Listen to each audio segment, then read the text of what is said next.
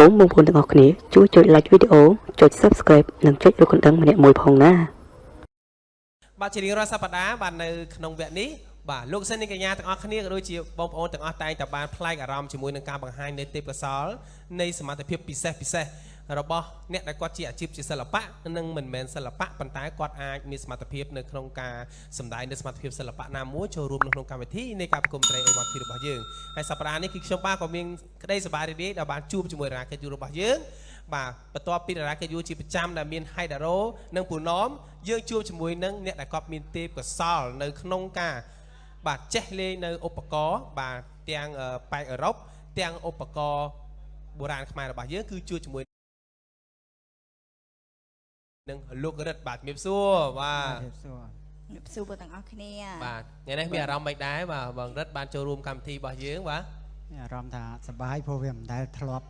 តែលេងអញ្ចឹងយើងលេងជាផ្នែកជាតន្ត្រីករយើងប្រគំហ្មងបាទពេលនេះមកតារាកិត្តិយសវិញដូចរៀងប្លែកបាទដោយសារតែបងប្រុសគឺមានសមត្ថភាពពិសេសដូចឃើញហៃដារ៉ូអីមិញបានប្រាប់ខ្ញុំថាអូបងប្រុសអស្ចារ្យគឺថាអាចលេងឧបករណ៍បានច្រើនបាទតែឧបករណ៍ខ្លះហ្នឹងគឺថាយើងមិនស្គាល់ច្បាស់ផងបាទធ្លាប់តែឃើញប៉ុន្តែអត់ស្គាល់ឈ្មោះច្បាស់បាទអញ្ចឹងសុំសួរបងប្រុសនេះឆប់ថ្ងៃជាអាជីពតែម្ដងនៅក្នុងការងារសិល្បៈនេះឬក៏គ្រាន់តែចិត្តស្រឡាញ់ហើយចេះលេងបាទខ្ញុំអាជីពហ្មងនិយាយទៅអាជីពតែម្ដងបាទលេងនៅក្នុងមានក្រុមតន្ត្រីខ្លួនឯងឬយ៉ាងណាដែរបាទខ្ញុំដើរលេងដូចថាគេអញ្ជើញយើងទៅលេងនៅកម្មវិធីយើងទៅបាទហ្នឹងហើយអូខេឥឡូវសូមឲ្យបងប្រុសជួយរៀបរាប់បន្តិចថាតើបងប្រុសអាចលេងឧបករណ៍អ្វីខ្លះព្រោះនៅខាងមុខនេះគឺយើងឃើញហ៎បងកាមេរ៉ាបានចាប់ប្រចាំងទៅឃើញតែមានឧបករណ៍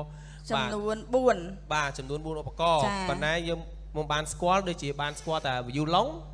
បាទ violin នេះឥឡូវនេះគឺ violon បាទmongolin គឺ mongolin ហើយនេះ micro អានេះ micro បាទនោះ soprano saxophone នេះ soprano នោះ alto saxo ដូចគ្នាអូ soprano ឈ្មោះសាបារាំងឈ្មោះហ្នឹងហើយដោយសារឧបករណ៍នេះគឺមកពីខាងប្រចាំលោកមែនទេបងណាបាទចំណេញមកដូចមានខ្លុយដែរមានណាខ្លុយនេះទុកនេះអានេះទូយ៉ាអូមានឧបករណ៍ខ្មែរយើងដែរបាទខ្លុយហ្នឹងយកមកម្នាក់មួយហ្នឹងហើយបាទខ្លុយហ្នឹងគេថារបស់ប្រចាំតកូលវណ្ណមហើយបាទ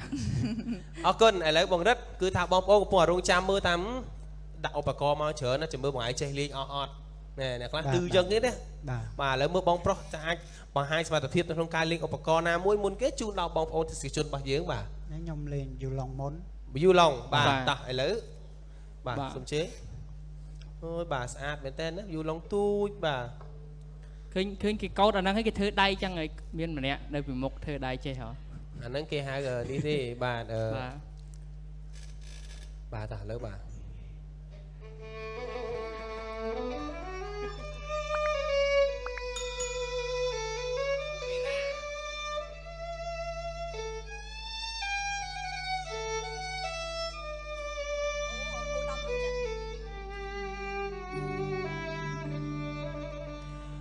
ឧត្តមដួងចិត្តជីវិតបងអស្រស់នួនល្អ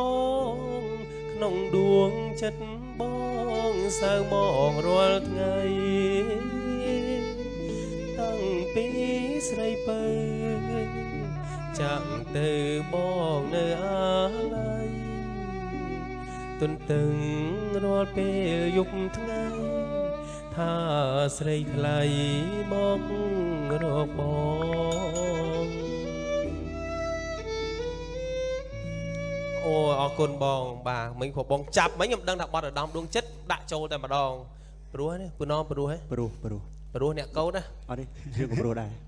ជាងបាទបាយព្រោះខ្លះដែរមិញហ្នឹងតែហៃដារ៉ូនិយាយមិញហ្នឹងដែលថាគេមានគេធ្វើហ្នឹងគឺហៅថាអូប៉េរ៉ាហ្នឹងហើយខ្ញុំភ្លេចបាទហ្នឹងហើយប៉ុន្តែបងប្រុសចេះប្រហែលបត់ហើយលេង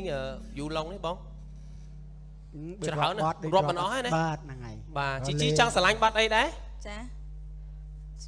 ស្រឡាញ់ច្រើនបត់ហ៎ឥឡូវខ្ញុំស្រឡាញ់បត់ដែរបត់អីគេបំពេទឹកស៊ីដាចាណូនេះឲ្យគាត់ដោឧបករណ៍ព្រោះបត់ហ្នឹងក៏បានទេមកតោះបាទអូបត់នឹងព្រោះហ่ะ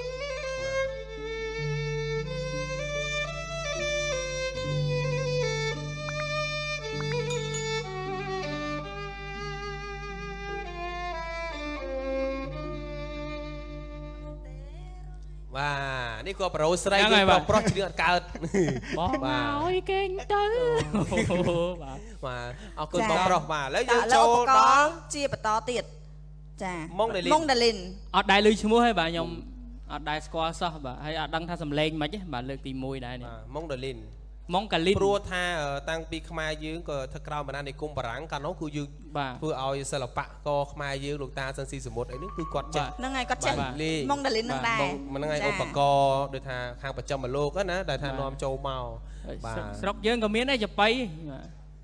ឧបករណ៍នេះគឺចង់និយាយថា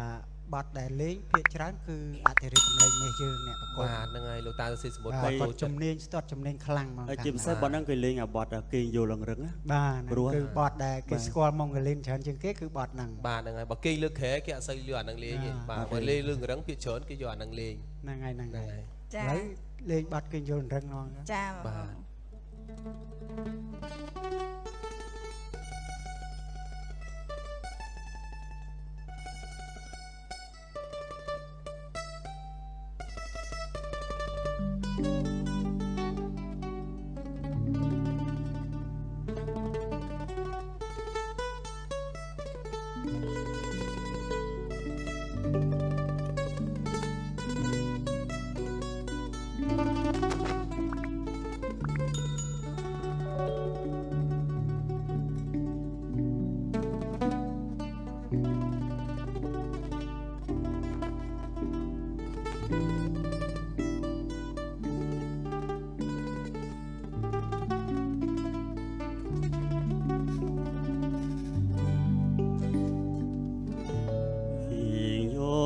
រឹង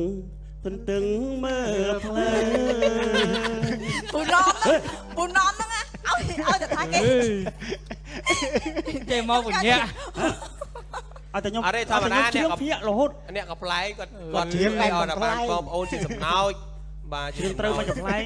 បាទអត់ទេបើគេធ្វើអាម៉ូលីននេះយើងវែងយើងនឹងគិតត្រូវតង់ហើយតែអាម៉ូលីននឹងខុសមកពីម៉ូលីនខ្លីពេក វែងវាទៅ ឲ្យតែថា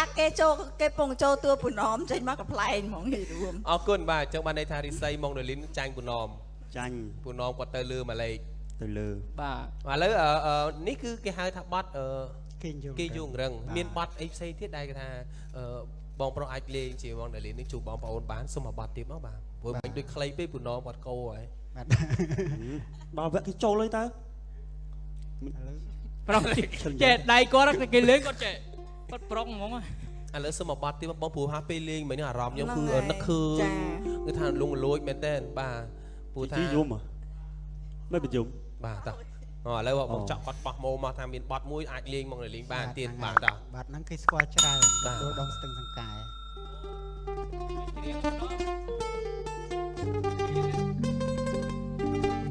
បាត់ណោមទៀត អូខេច្រៀង បាត់ខ្ញុំបាត់ខ្ញុំ ពូណំស្ដារមកមាត់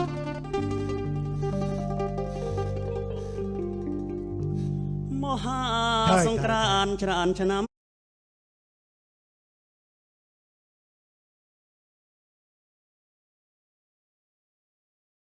មួយទៅទ្រង់សែនมองសៅនឹកព្រួយក្រែងពើភ្លេចរឿងដារឿងបាត់ដំបងចងតងដងហើមកាលជួបស្រីឆ្នើមរដូវសន្សើមការីស្គូស្គី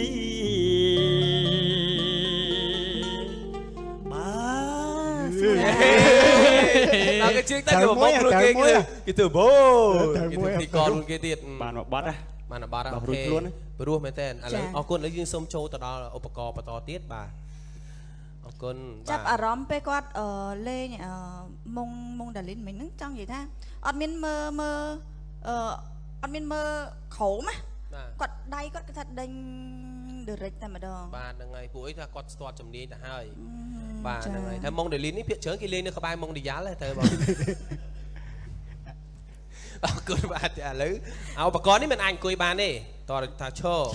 បាទហ្នឹងហើយ ក៏បានបញ្ឈរវាស្អាតជាង ចឹងណាបាទព្រោះឯងបងឯងនៅស្អាតហ្នឹងហើយ តាឥឡូវបងនេះឧបករណ៍នេះតើជាឈ្មោះឧបករណ៍អ្វីដែរដើម្បីឲ្យបងប្អូនយើងក្មេងៗខ្លះក៏អត់ស្គាល់ទេបាទ នេះឧបករណ៍សាក់សូហ្វូនដែរប៉ុន្តែវាទូចអាហ្នឹងវាឈ្មោះ soprano soprano saxophone soprano អាហ្នឹងដូចសាំងមានធម្មតាមានស៊ូពេអញ្ចឹងណាបាទតោះឥឡូវបងប្រុសតើប្រគំជាបទអីដែរជូនបងប្អូនយើងបាទមិញពូហោមគាត់ថាចង់ច្រៀង style run savage អញ្ចឹងលេងបទមើលចាន់នឹកអូនអូយយ៉ាឥឡូវអ្នកចម្រៀងជើញឡើងទៅមុខដែរទៅបានណោមកឈរនេះមកបាទហ្នឹងហើយអូថ្ងៃនេះយកអាកូនពាក់ស្អាតទៀតណាខ្សែកបានពីណាណាសិតតែគេអស់ហើយសុំបញ្ជាក់អ្នកចម្រៀងនេះច្រៀងមិនចេះចប់ចាតោះបាទឥឡូវតោះច្រៀងមកតោះលេងមក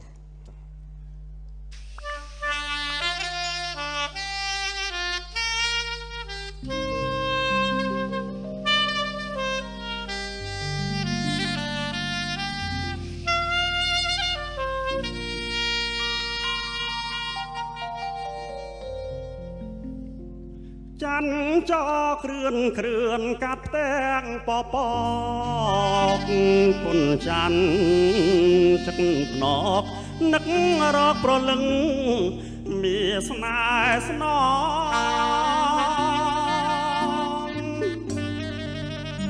ចេះតែប៉ុណ្ណឹង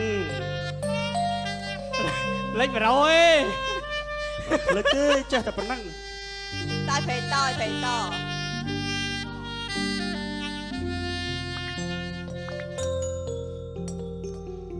ពេលគេងរៀមគេងមិនដែលលក់ស្លងស្រមៃស្រឃើញតែវងភាំងនួនល្អជាប់ក្លិនថ្មីធ្លាប់បីត្រកលួងលោមសាសច័ន្ទរាពេញវងជួយជាសង្ស័យអូខេបាទពីបត់មិញលេងតែម្ដងបាទបំណងផ្លេចប្រូដែរគាត់ទុកឲ្យប្រែកច្រៀងឥឡូវមានមួយបត់អីទៀតទេបាទដែលថាអាចជាបត់ស្រីក៏បានបត់ប្រុសក៏បានណាបងប្រុសបាទបត់អីក៏បានរកកន្លែងគូសំបំណងបត់អីដែលមានជឿលេងក៏បត់អាបត់ Pink Panther លេងបានទេចង់ភ្លេចទេបត់បាទវាអត់ចាំទេអត់ចាំទេឥឡូវមានមួយបត់ណាទៀតបងរនឹកឃើញមិនចង់មានបត់អីទៀតដែលអាចលេងជាមួយឧបករណ៍នេះបានច្រើនបត់អូ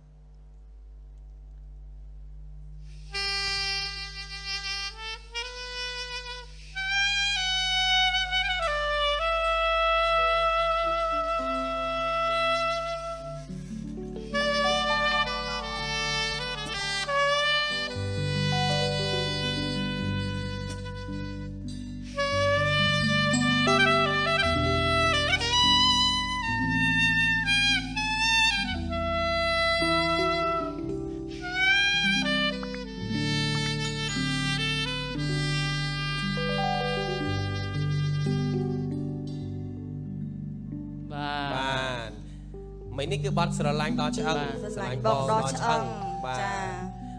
ឥឡូវនៅមួយទៀតបាទនេះតូចនេះធំបាទហើយដូចគេយើងមើលរឿងគេធ្វើសង្គ្រាមដូចពេលគេផ្លុំចេញសង្គ្រាមហ្នឹងស្តៀងឧបករណ៍ហ្នឹងឥឡូវចង់សួរថាឧបករណ៍នេះបាទមានឈ្មោះជាឧបករណ៍អ្វីដែរបាទបងរិទ្ធបាទsaxophone alto saxophone alto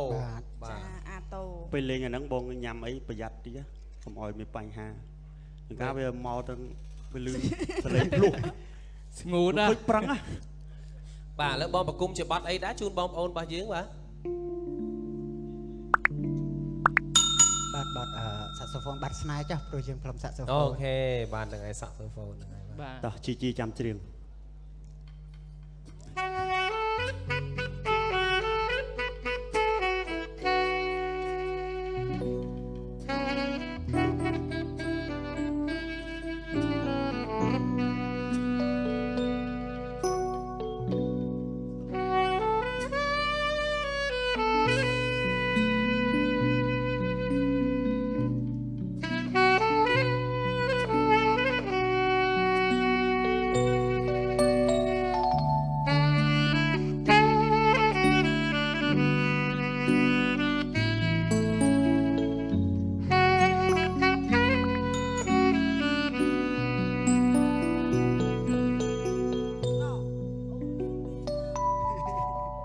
បាត់ស្រីជីចង់ជ្រៀងតែគាត់ថាខ្លាច់ចូលទៅខុសពីនោះ អត់ទេខ្ញុំខ្លាចពូណមខ្លាចដូចពូណមតែ បាទ នៅ ឥ ខ្ល ឡូវ យ សម្រាប់ឧបករណ៍ខាងប្រចាំមលោកបងលេងអស់ហើយឥឡូវយើងចូលឧបករណ៍ខ្មែរបុរាណយើង បាទ ម្ដង នេះយើងអាចអង្គុយក៏បានដែរបាទ ទៅសើប៉ុណ្ណាណោះ អូយចេះច្រើនមែនតើបងបាទ បងមករៀនតាំងពីយូរម៉ាន ខ្ញុំប្រហែលជា10ឆ្នាំជាងហើយ បាទចូលព្រឹត្តិការណ៍10ឆ្នាំបាទ ឥឡូវតោះបងប្រុសខ្លុយឃើញថាសង្កេតឃើញថាបងប្រុសមាន2តើខ្លុយអ្វីខ្លះដែរឬក៏ខ្លុយដូចគ្នាទេបាទ ខ្លុយដូចគ្នាហ្នឹង ឧបករណ៍ភ្លេងខ្មែរវាយើងអត់មានគ្រប់តង់ដូចឧបករណ៍បែបបាទទេអញ្ចឹងតែពេលយើងច្រៀងបទអីខុសតង់អញ្ចឹងយើងត្រូវដូរខ្លុយ បាទ ហ្នឹងហើយយើងត្រូវដូរខ្លុយព្រោះខ្លុយវាមានតង់របស់វាខ្លុយណាតង់អីខ្លុយណាតង់អីតាមសលេងតាំងសលេងធូណា បាទ តែអញ្ចឹងតើយើងមានច្រើនប៉ុន្តែនេះយកមកតែ2ទេខ្លាចលេងអត់អស់ ខ្លុយមានប៉ុន្មានបើតាមតង់ខ្លុយមាន3ហ៎ បើយើងលេងជាមួយសម័យតង់ដូចសម័យអញ្ចឹងទៅ អូ ណា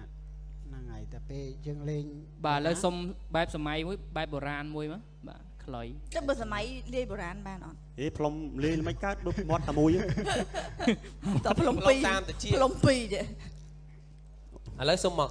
ខ្លុយផ្លុំជាបុរាណមួយផ្លុំបែបសម័យមួយណាបងបាទ បាទឥឡូវបុរាណមុនណា បុរាណមុន បុរាណមុនណា បាទ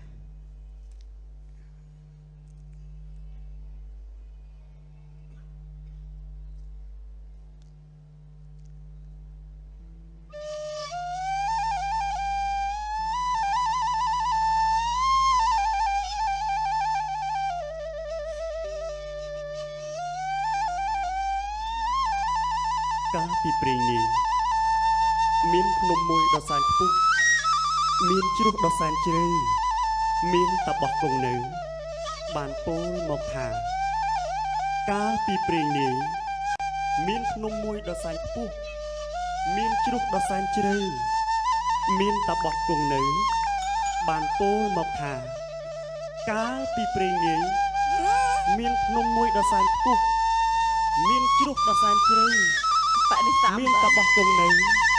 បានពោលមកថាបាទ កាពីប្រេងនាងខ្ញុំតទៀត ហើយរឿងពូណមិនស្ដាប់អត់យល់ ចុះរឿងស្អីគេ និយាយប៉ុណ្ណោះស្ដាប់ គង់នៅឲ្យពោលថាម៉េច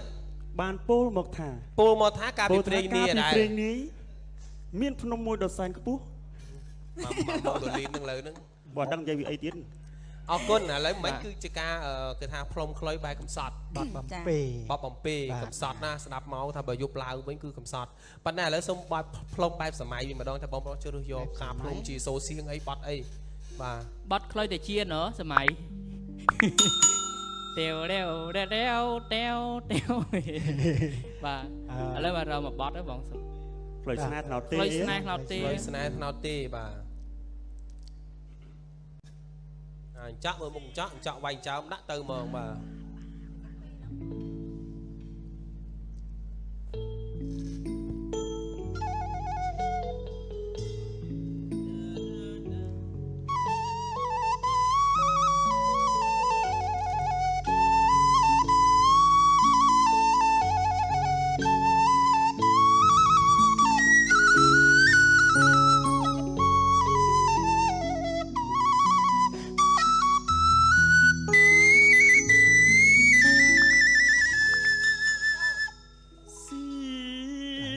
ផ្លូវស្នេហ៍ថែមលុបថ្នោតទេទួញរៀបរាប់ប្រាប់រឿងស្នេហ៍ទាំងទ្រូងទួញយំសោកាក្រោយបោកខ្លួនអងរួនរកម្ចាំងសង្ខាថ្នោតទេយំយោយី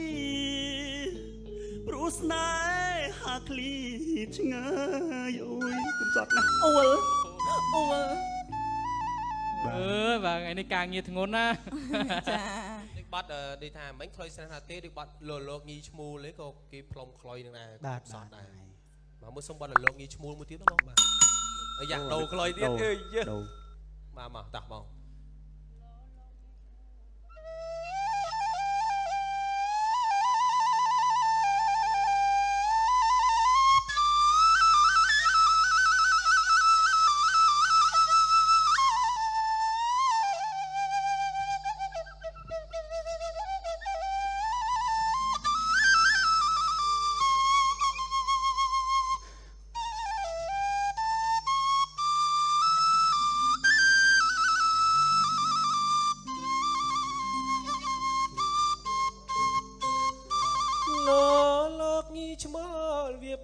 hៅគ្នាគុំពេលសន្តិចិត្តចូលមកដល់វើរកត្រនំធ្លាប់ទុំសុខសល់ផុតទុកអំពុលតែផ្ដល់ឲ្យយើងព្រួតគ្នា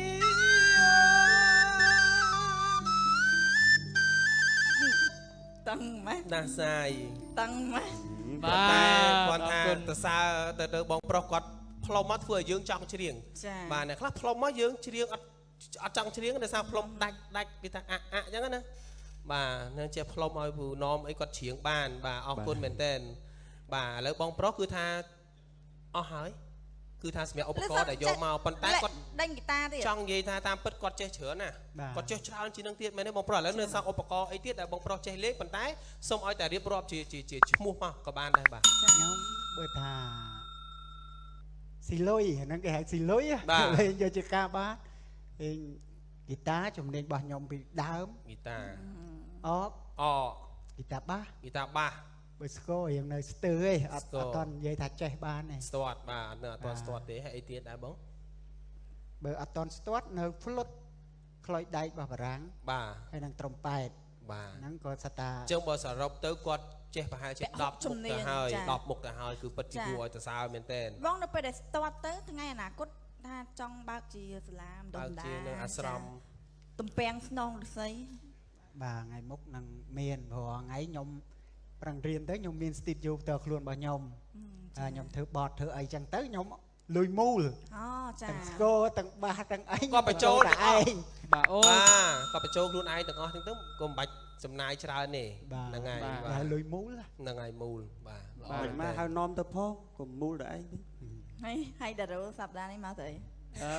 មកហ្នឹងមកសួរគាត់មកសំណួរទេមិនខ្ញុំចាប់អារម្មណ៍ឮគាត់ថាគាត់ធ្វើបទអញ្ចឹងបងមានធ្លាប់បញ្ចូលឧបករណ៍ហ្នឹងឲ្យតារាចម្រៀងល្បីណាដែលគាត់បទរបស់បងហ្នឹងដែលថាបទរបស់តារាចម្រៀងល្បីទៅ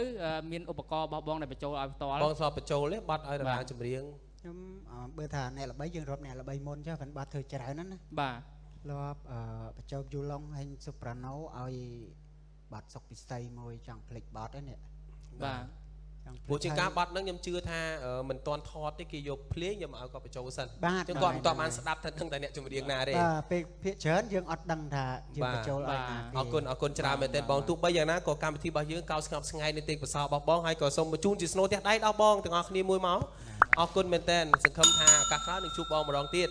បាទហើយបងជាចុងក្រោយមានពាក្យពេចន៍អីទៅដល់បងប្អូនជំនាន់ក្រោយដែលគាត់ចង់ថាមានទេពកោសល្យដូចបងអញ្ចឹងចង់ចេះច្រើនទេតើគួរតែមានតិចនិចមិនរៀនមិនអីមិនឲ្យបានឆាប់ចាប់បានច្រើនអញ្ចឹងដូចបងបាទសូមអញ្ជើញបាទជាដំបូងសូមជម្រាបសួរមិញឡើងមកអត់បានជម្រាបសួរហើយនេះក៏វគ្គជម្រាបលាដែរណាអរគុណដល់ CBS ដែលបានផ្ដល់កិត្តិយសដល់រូបខ្ញុំបានឡើងសម្ដែងថ្ងៃនេះព្រោះថានេះជាលើកដំបូងហើយដែលខ្ញុំមកឡើងចេញសមត្ថភាពហើយអរគុណដល់ទីកទីកាន់នេះទីកាន់នេះហើយអរគុណដល់ក្រុមភ្លេងបងចော့សមុទ្រជាពិសេសបងចော့បានអបបាទហ្នឹងហើយបានអបហើយការដែលរៀននេះវាគ្មានអីក្រៅពីយើងតស៊ូហើយយើងតាំងចិត្តទេណាយើងមិនប្រកាសថាយើងចេះទេវារៀនឧបករណ៍មួយមុខរំចេះមួយយើងពិបាកយើងប្រើពេលរាប់ឆ្នាំប៉ិនយើងតស៊ូហើយយើងស្វែងយល់ជួបគ្រូជួបព្រាមច្បងអីយើងចេះសួរណាហ្នឹងហើយសួរគ្រូអានេះគេម៉េចអានេះគេម៉េចព្រោះថាក្រៅពីហ្គីតាខ្ញុំហាត់ខ្លួនឯងទាំងអស់បើហ្គីតាខ្ញុំមានគ្រូមានអីចឹងដែរឧបករណ៍នេះយើងសួរគេបាទហ្នឹងហើយអញ្ចឹងអ្នកចង់ចេះច្រើនចង់ស្វែងយល់ច្រើនគ្មានអីក្រៅពីព្យាយាមហើយតាំងចិត្តទេហ្នឹងហើយបើយើងព្យាយាមបានខ្ពស់យើងតាំងចិត្តបានខ្ពស់យើងនឹងជោគជ័យបានខ្ពស់អរគុណច្រើនមែនតើ